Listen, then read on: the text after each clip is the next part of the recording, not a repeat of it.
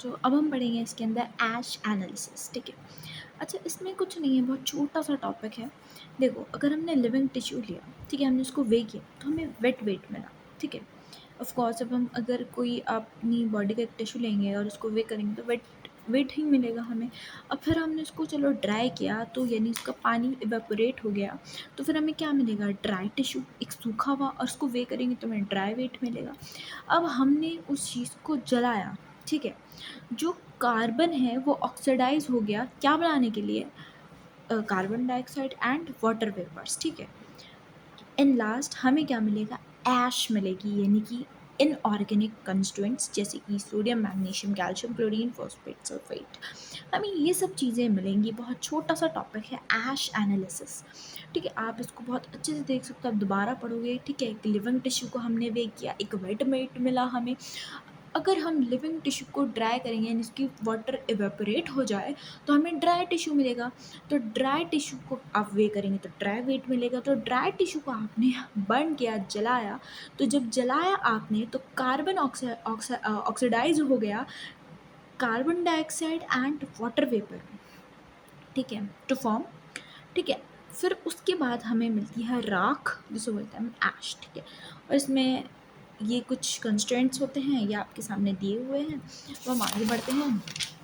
ये आपको आपके average composition of biomolecules in a cell, ठीक है। ये आपकी बॉडी में मतलब सेल के अंदर क्या क्या कंपोजिशन होती है, तो आप इसको याद कर सकते हो।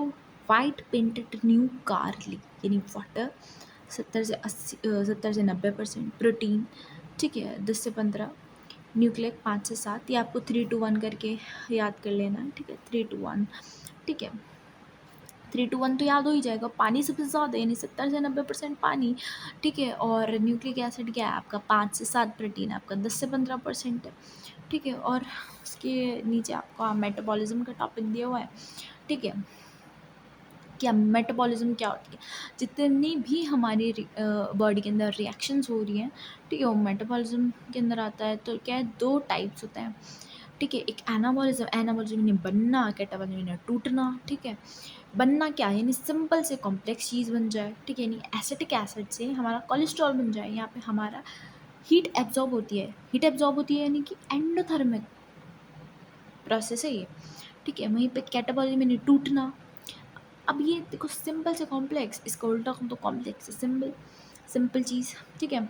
इसमें एक्सोथर्मिक, इसमें हीट रिलीज होगी आप जब कुछ चीज़ तोड़ोगे, ठीक है। यानी ग्लूकोज को हमने तोड़ा और वो किस चीज़ में टूट गया? लैक्टिक एसिड में, ठीक है। तो ये बहुत ईजी सा, आप एक बार और देख लीजिए, यहाँ पे आता है कि कोलेस्ट्रॉल का प्रिकॉर्सर कौन सा है, तो वो है एसिटिक एसिड, ठीक है। तो ये आपका है, आप इसको याद कर लो, पढ़ लो अच्छे से, ठीक है। Okay, bye.